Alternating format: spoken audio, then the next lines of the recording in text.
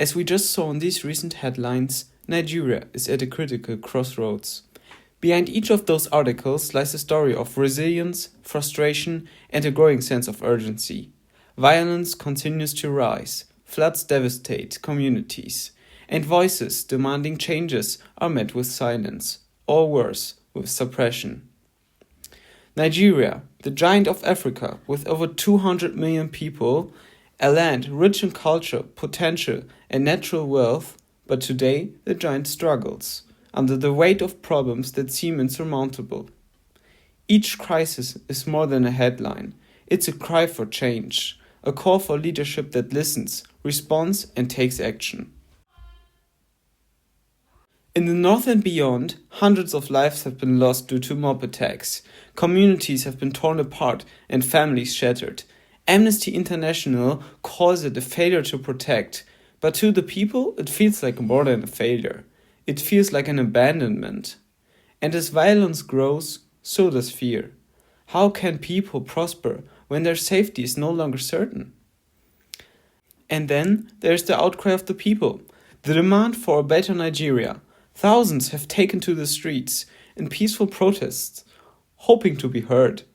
But what do they face? Not open ears or extended hands, but resistance. A government that views peaceful protests as a threat to its own stability, as if the calls of justice are somehow too dangerous to confront. Yet perhaps the most heartbreaking scenes are those of recent floods. Entire neighborhoods underwater, homes destroyed, lives disrupted, and all of this, in part, a result of poor infrastructure, inadequate planning, and years of unheeded warnings. The flood wasn't just a natural disaster, it was a man-made tragedy, built on neglect and foresight. And so we ask ourselves, why is this happening? Why does the wealthiest nation in Africa, a country of vast resources and talents, still struggle with issues that seem so basic? It's a question every Nigerian, every observer, and every leader must confront. But Nigeria is not a country that simply endures. It's a country that rises. Its people, especially its youth, are driven, creative, and relentless in their desire for something better. They are turning their frustration into action, building movements, sparking conversations, and demanding a change they know is possible. So the question isn't just about what has gone wrong, but about what comes next. Will Nigeria's leader hear the calls for accountability? Will they answer with action? And will this nation finally turn its potential into reality? The road ahead may be challenging, but the spirit of Nigeria is strong, and its people are ready.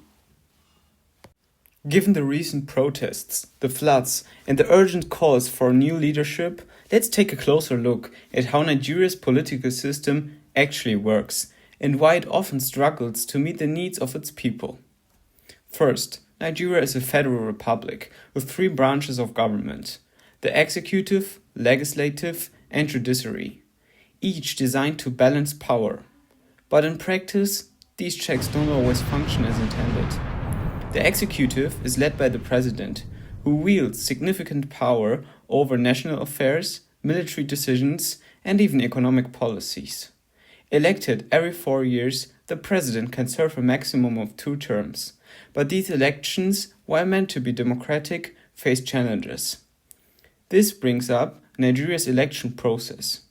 The Independent National Electoral Commission, or INEC, oversees elections and is supposed to ensure they are fair.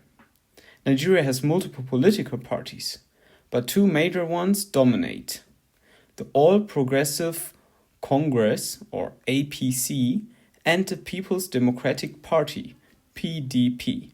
Both parties represent different factions of power rather than distinct ideologies, which makes it hard for true policy changes to take root. But while elections in theory should reflect the people's voice, corruption and vote manipulation are recurring issues. Money politics, where candidates buy votes or loyalty, and allegations of rigging have led many Nigerians to question if their vote actually counts. There's often a feeling that those in power are more interested in securing their own position rather than genuinely representing the people. In the legislative branch, we have a National Assembly with 2 chambers, and it serves as check on the president's power. However, these roles are frequently limited by political alliances, with many legislators aligned with the ruling party, or influenced by the same elite networks. This can stifle opposition and make it hard for reforms to gain traction. And then there is the judiciary, which is supposed to uphold the law impartially. But many Nigerians feel the judicial system is too slow, under-resourced, and sometimes susceptible to corruption itself.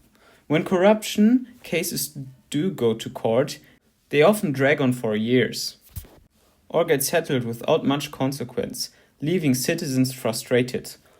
Ultimately, while Nigeria has the framework of a democracy, corruption, elite power networks, and weak enforcement hinder its function. This is why, despite having a voice in elections, many Nigerians feel that their system isn't truly democratic. It's a system that looks like a democracy on paper, but struggles to fulfill the promise in practice.